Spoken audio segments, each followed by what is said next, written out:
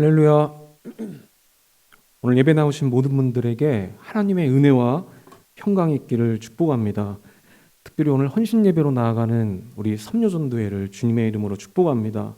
우리 권사님들에게 하나님이 주시는 건강과 또 지혜와 활력이 있게 되기를 주님의 이름으로 축복하겠습니다. 예배를 준비하면서 저랑 이제 권사님이 통화를 하셨는데 이 특송하는 거를 제일 걱정하셨습니다. 그래서 이 피아노 음을 못 맞추면 어떡하나 그렇게 많이 걱정하셨는데 제가 뒤에서 보니까 아주 씩씩하고 자연스럽게 특성을 잘 하신 것 같습니다. 앞으로도 우리 하나님께 계속 영광 돌리는 우리 삼류전대가 되기를 제가 예수님의 이름으로 기도하겠습니다. 자, 오늘은 성경 인물 탐구 두 번째 시간입니다. 오늘은 욥에 관해서 함께 말씀을 나누도록 하겠습니다. 자, 오늘 본문의 욥은 사실 매우 특별한 인물입니다.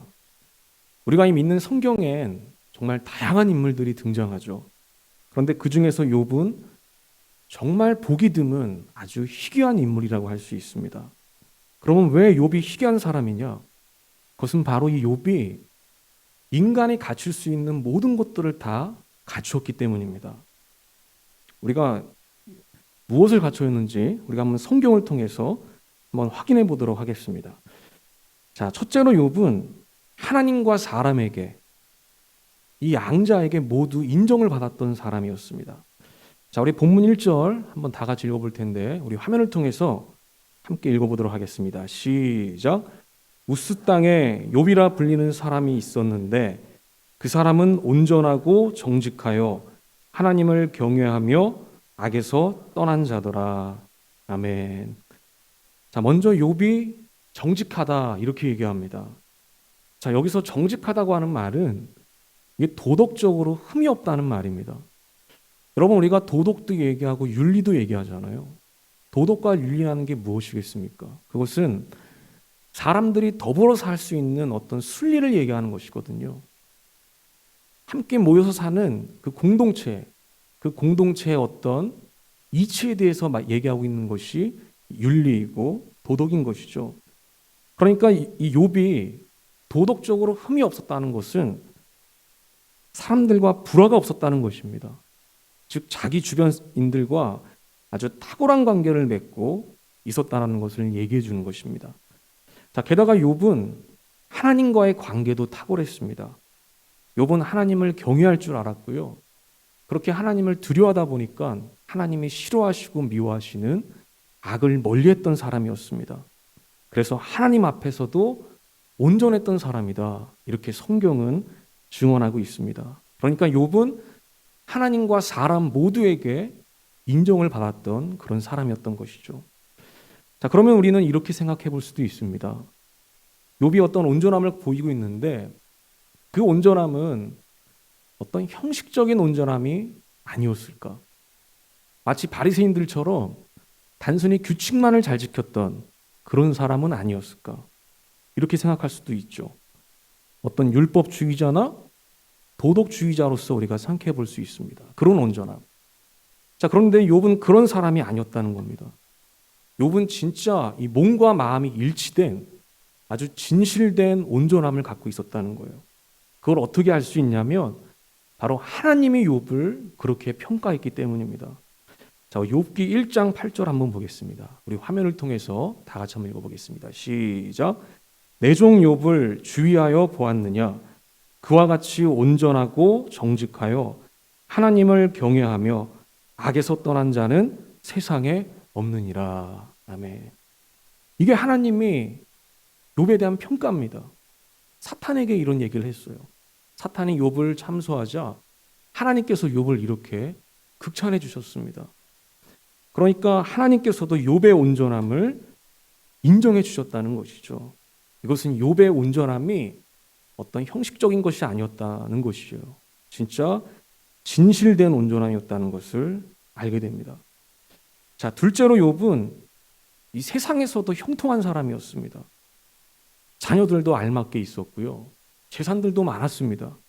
그리고 평판이나 명성도 남부럽지가 않았습니다. 자, 우리 욥기 1장 우리 2절과 3절 우리 화면을 통해서 한 번 더 보겠습니다. 다 같이 한번 읽어보겠습니다. 시작. 그에게 아들 7과 딸 3이 태어나니라. 그의 소유물은 양이 7,000마리요 낙타가 3,000마리요 소가 500결이요 암나귀가 500마리이며 종도 많이 있었으니 이 사람은 동방 사람 중에 가장 훌륭한 자라. 아멘. 일단 욥은 자신 농사를 성공했죠. 아들, 딸 7대3 비율로 아주 알맞게 낳았습니다. 그리고 그 10명의 자식들이요 아주 평안하게 지내게 됩니다. 또 욥은 재산도 많았습니다. 그리고 종도 많았어요. 그러니까 엄청난 거부였다는 사실을 우리가 알게 됩니다. 게다가 욥은요 동방에서 어떤 사람이었다고 말하고 있죠? 마지막에 보니까 가장 훌륭한 자다 이렇게 얘기를 합니다. 여러분, 이 말은 이 욥이 이 어떤 평판과 어떤 명성을 갖고 있는지를 아주 잘 보여주는 얘기입니다. 이처럼 욥은 세상에서 아주 다방면으로 형통했던 사람이라는 것을 우리가 알게 됩니다. 남부럽지 않은 인생을 살았던 대단한 사람이었습니다. 자, 우리가 하나만 더 보겠습니다. 셋째로 욥은 다른 사람을 도와주는 굉장히 이타적인 사람이었다는 겁니다. 자, 앞서 살펴봤지만 욥에겐 여러 강점들이 있었잖아요. 그런데 그 강점을 자기 만족만을 위해 쓴 사람이 아니고 다른 사람들을 위해서도 사용했던 사람이라는 겁니다. 자, 이것을 욥의 친구인 엘리바스가 증언을 해주고 있습니다. 자, 우리 욥기 4장 우리 3절과 4절도 역시 우리 화면을 통해서 함께 보도록 하겠습니다. 다 같이 한번 읽어보겠습니다. 시작. 너도 전에 많은 사람을 가르치기도 하고 힘없는 자들의 두 팔을 굳세게 붙들어 주기도 했으며 쓰러지는 이들을 격려하여 일어나게도 하고 힘이 빠진 이들의 무릎을 굳게 붙들어 주기도 했다. 아멘. 여러분, 이게 엘리바스가 인정했던 욥의 모습이었어요. 그러니까 욥은요 어려운 사람들에게 힘과 용기를 줬고요 그들에게 버팀목이 됐던 사람이라는 거예요. 자기 자신만을 위해 사는 사람이 아니었다는 거예요. 또 엄청난 장점과 강점을 갖고 있었잖아요. 그런데 자기 일신과 가족만을 위해 샀던 사람이 아니라 이렇게 어렵고 힘든 사람을 도와주고 그들을 끌어주는, 그들에게 버팀목이 되는 이타적인 삶을, 이웃을 사랑하는 그런 인생을 살았던 사람이 바로 욥이었다는 것입니다. 쓰러져가는 사람들을 살렸던 사람, 이게 욥의 모습이었다는 것이죠. 자, 이렇게 욥이 어떤 사람인지를 우리가 한번 살펴봤는데, 욥이 왜 희귀한 사람인지를 우리가 이제 이해할 수가 있습니다. 욥은 팔방미인이었습니다. 신앙이면 신앙, 인격이면 인격, 가정이면 가정, 재산이면 재산, 명성이면 명성, 뭐 하나 부족한 게 없는 완벽한 사람이었다는 것이죠. 아마도 제 생각엔 이 성경 가운데 등장하는 많은 사람들 중에서 이 과연 욥과 같은 사람이 또 있을까? 제가 생각해 보니까 제 생각엔 없는 것 같습니다. 뭐 가장 위대했던 사람 예수님이 있지만 예수님은 거의 거지 같은 생활을 했잖아요. 옷도 남루한 옷을 입고 재산이 그렇게 많지 않았어요. 우리가 1대1로 매칭해서 생각해 보면 욥만한 사람이 없는 것 같습니다. 그 정도로 이 욥은 굉장히 특출하고 불가사의한 존재라는 것을 우리가 알게 됩니다.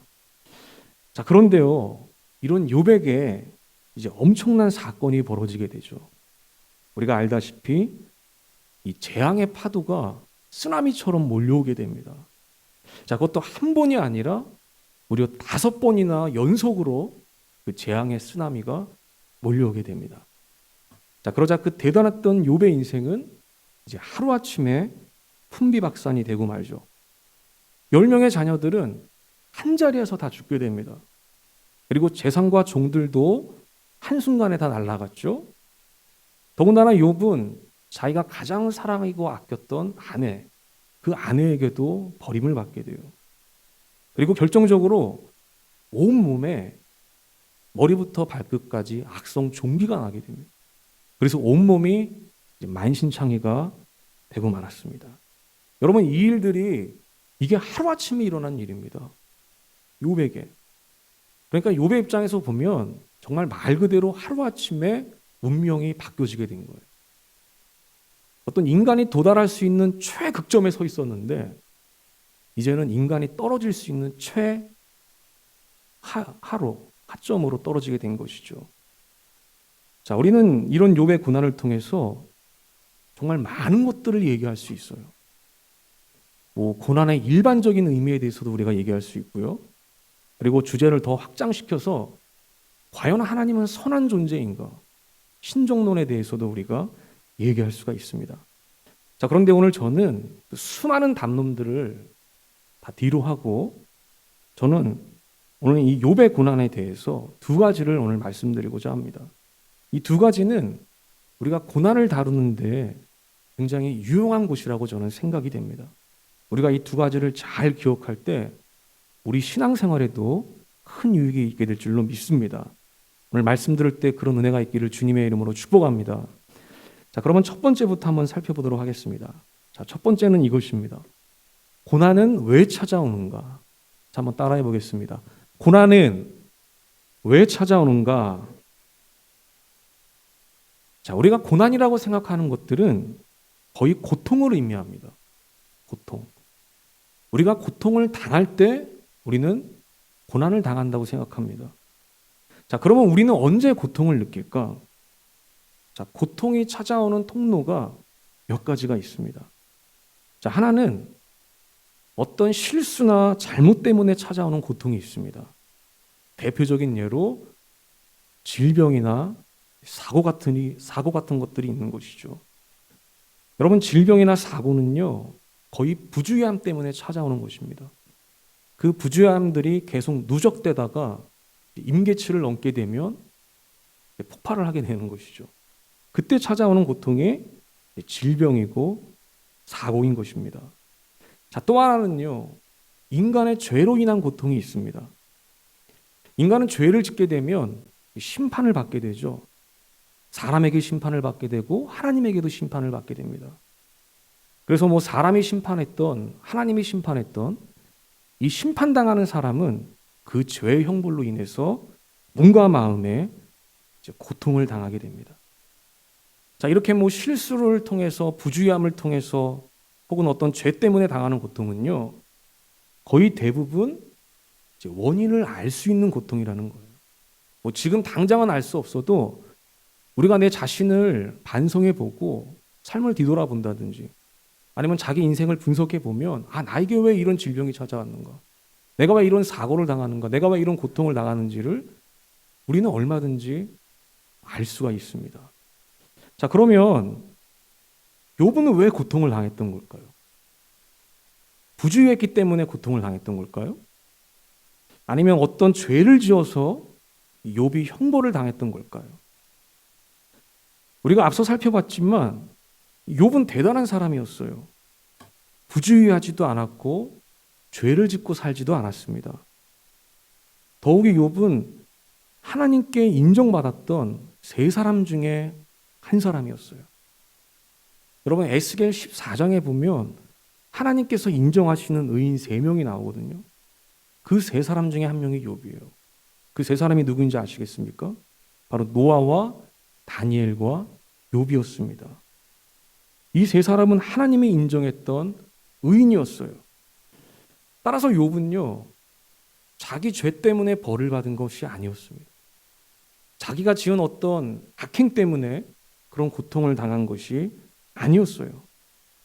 우리가 100번 양보해서 뭐 털어서 먼지 안 나는 사람 없다고 하니까 욥에게도 뭐 욥이 부지 중에 죄를 짓지 않았을까?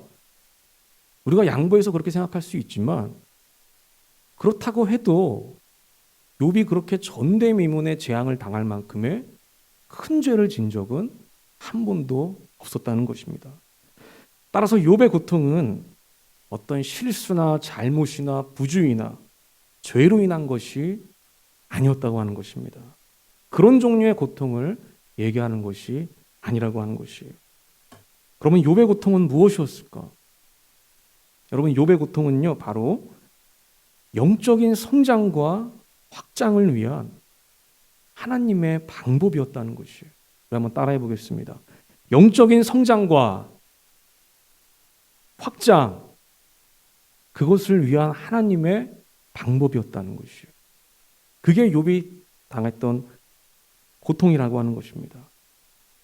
여러분, 욥은 많은 고통을 당했잖아요. 근데 중요한 것은 그 고통의 결론입니다. 그 결론이 왜 중요하냐면 그 결론이 고난의 고통의 목적을 보여주기 때문이에요. 자, 그러면 결론이 무엇이었을까? 자, 그 결론이 욥의 마지막 고백에 드러나 있습니다. 자, 우리 욥기 42장 5절 우리 화면을 통해서 함께 읽어보도록 하겠습니다. 다 같이 읽겠습니다. 시작. 내가 주께 대하여 귀로 듣기만 하였사오나 이제는 눈으로 주를 배움나이다. 아멘. 이게 욥의 결론이에요. 욥이 수많은 고통을 통과하면서 마지막에 내린 결론이 저 구절입니다. 저 결론을 보면 욥의 고난의 목적이 무엇이었는지를 우리가 선명하게 알게 돼요. 여러분, 욥은 고통을 통해서요, 누구를 더 확실히 알게 됐다는 겁니까? 하나님을 더 확실히 알게 됐다라고 얘기합니다. 여지껏 하나님에 대해서 귀로만 들었다는 거예요. 동방에서 가장 훌륭했던 자가 욥이었습니다. 하나님께 온전하고 사람 앞에도 정직했던 자입니다. 뭐 일체에 흠이 없던 사람이었어요. 그런 사람이 하나님을 여지껏 귀로만 들었다는 것이에요.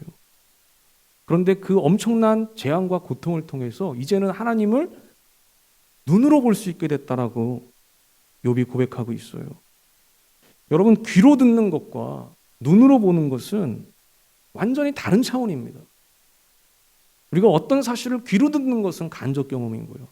어떤 사실을 눈으로 직접 보는 것은 말 그대로 직접 경험이 되는 것이죠. 여러분, 이것은요, 욥이 하나님에 관해서 완전히 새로운 차원으로 들어갔다는 것을 말해주는 것이에요.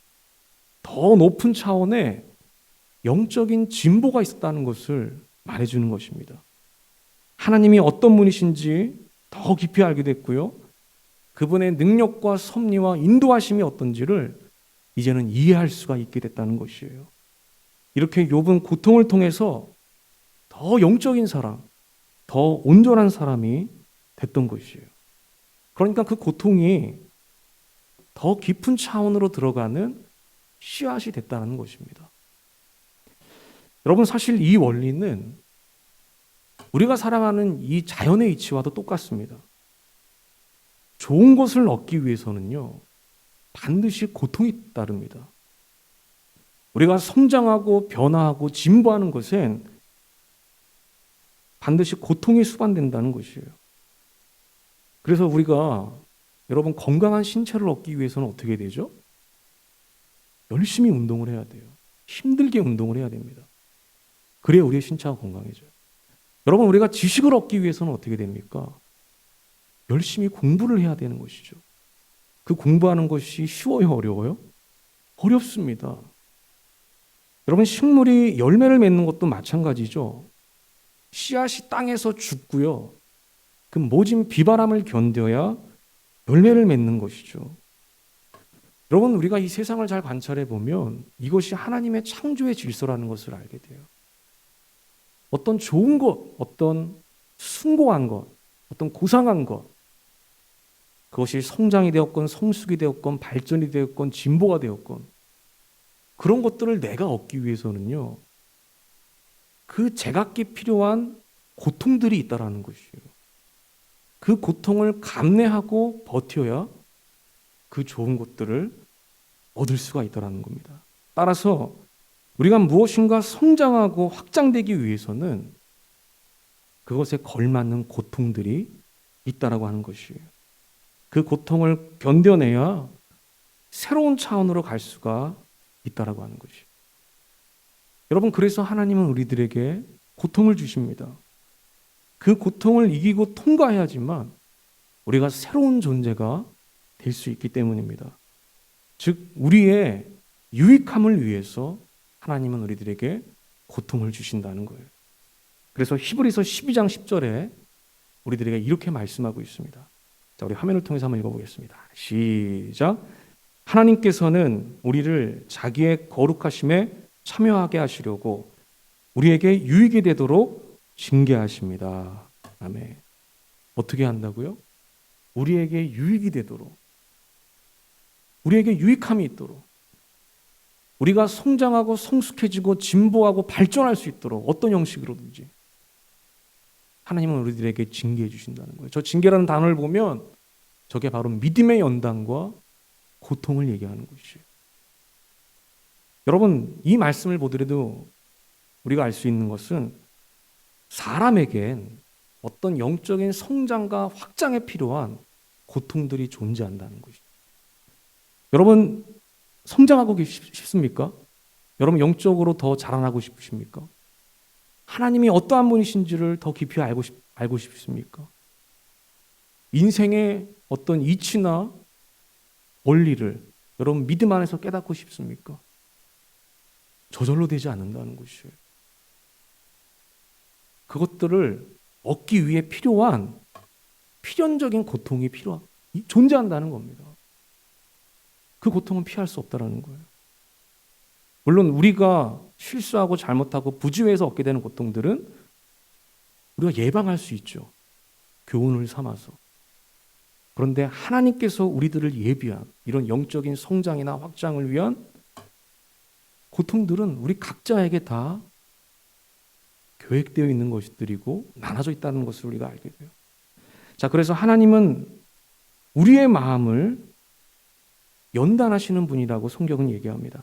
우리 잠언 17장 3절 우리 한번 읽어보겠습니다. 화면을 통해서 다 같이 읽어보겠습니다. 시작. 도가니는 은을 금을 연단하거니와 여호와는 마음을 연단하느니라. 아멘. 하나님께서는 인간의 마음을 연단하신다는 겁니다. 누구도 피할 수 없는 운명이에요. 따라서 이러한 우리는 이 연단과 고통을 통해서 그거는 우리를 멸망시키고 죽이는 고통과 연단이 아닌 것이죠. 우리를 더 깊고 더 넓은 존재로 이끌어주는 하나님의 선물이고 하나님의 축복이라고 하는 것이에요. 욥이 당한 고통이 바로 그러한 고통이었다는 것입니다. 혹시 여러분 가운데 고통과 연단 가운데 계신 분이 계십니까? 그 고통을 잘 견뎌내시기를 주님의 이름으로 축복합니다. 하나님의 연단을 잘 통과하시기를 주님의 이름으로 축복합니다. 여러분들은 그 고통을 통해서 새로운 존재가 될 것입니다. 더 성숙한 존재가 될 것입니다. 하나님과 더 가까운 영적인 사람이 될 것입니다. 하나님이 욥을 붙잡아줬던 것처럼 하나님은 여러분들을 붙잡아 주실 것이고 욥에게 주신 선물과 축복처럼 여러분들에게도 놀라운 은혜를 베풀어 주실 것입니다. 저와 여러분 가운데 그런 은혜가 있기를 주님의 이름으로 축원합니다. 자, 이제 두 번째 한번 살펴보도록 하겠습니다. 두 번째는 이것입니다. 우리는 고난을 어떻게 견뎌야 하는가? 한번 따라해 보겠습니다. 우리는 고난을 어떻게 견뎌야 하는가? 하나님은 고통을 통해서 인간을 변화시킨다는 거예요. 그런데 왜 그런 방법을 사용하실까? 여기엔 중요한 이유가 있다는 겁니다. 왜 하나님은 고통을 통해서 인간을 변화시켜 나가실까? 그것은 바로 고통당할 때 인간의 마음이 가장 절실해지고 가장 간절해지기 때문입니다. 우리가 행복했을 때보다요, 우리가 고통당할 때 우리의 마음이 무엇인가 가장 절실해지고 가장 간절해지는 상태로 된다는 거예요. 이게 참 신기한 것 같습니다. 여러분, 이것은요, 심리학으로도 검증이 된 거예요. 무언가를 소망하는 간절함도 있겠죠? 여러분, 무언가를 소망하는 간절함이 있고 또 무언가를 회피하고자 하는 간절함이 있습니다. 둘 중에 어떤 간절함이 더 클까요? 무언가를 회피하는 간절함이 더 크다는 거예요. 제가 한번 예를 한번 들어볼게요. 어느 날 아버지가 아들에게 이렇게 얘기를 합니다. 아들아, 너 이번 기말고사 성적 오르면 아빠가 너 해외여행 보내줄게. 그러니까 공부를 열심히 해보렴. 반면에 어떤 아버지는 아들에게 이렇게 얘기해요. 아들아, 너 이번 기말고사 성적 떨어지면 무조건 해병대 캠프 가는 거다. 그러니까 공부 열심히 해라. 여러분, 어떤 아들의 마음이 더 간절해질까요? 해외여행은 가도 그만 안 가도 그만 그냥 본전이에요. 근데 여러분, 두 번째 아들은 잘하면 본전이고 잘 못하면 해병대 캠프를 피할 수가 없습니다. 그러다 보니까 당연히 이 둘째 아들의 마음이 더 간절해질 수밖에 없는 것이죠. 여러분, 이처럼 사람은요, 고통과 연단을 만날 때 더 간절해지고 더 절실해진다고 하는 것이에요. 여러분, 욥이 고난을 만나니까요, 그의 마음이 얼마나 간절해지는지 모릅니다. 얼마나 애절한 마음으로 바뀌는지 몰라요. 여러분, 그런 마음은 욥이 형통했을 때는 가져보지 못했던 마음이에요. 그런데 고난을 만나자 그의 마음이 그렇게 바뀌어갑니다. 자, 우리 욥기 10장 우리 1절과 2절 우리 화면을 통해서 한번 읽어보겠습니다. 자, 다 같이 한번 읽어보겠습니다. 시작. 내 영혼이 살기에 곤비하니 내 불평을 토로하고 내 마음이 괴로운 대로 말하리라. 내가 하나님께 아뢰오리니 나를 정죄하시 마시옵고 무슨 까닭으로 나와 더불어 변론하시는지 내게 알게 하옵소서. 아멘. 욥의 애절함이 느껴지세요? 그 간절함과 절실함, 이런 고백들이요, 욥기 곳곳에 묻어 있는 것을 우리가 확인할 수가 있습니다. 여러분, 욥은요, 우리가 욥기를 보게 되면 때때로 하나님께 불평을 합니다. 그리고 하나님을 판단하기도 해요. 그리고 때로는 어떤 신성모독적인 발언을 통해서 하나님께 적대감을 드러내기도 합니다. 그런데 중요한 것은 욥이 무엇을 말했건 욥의 마음은 항상 간절했다는 것이에요. 하나님을 향해서 절실했다는 것입니다. 자기 고통을 벗어나게 해줄 분은 하나님밖에 없습니다. 그리고 그 하나님을 찾는 마음으로, 하나님을 갈망하는 마음으로 늘 가득했다는 거예요. 그 마음을 놓지를 않았습니다. 그 마음을 가지고 불평했던 거예요. 그 마음을 가지고 하나님을 판단했던 것입니다. 그 마음을 가지고 하나님을 향해서 대적하는 마음을 품었던 것이죠.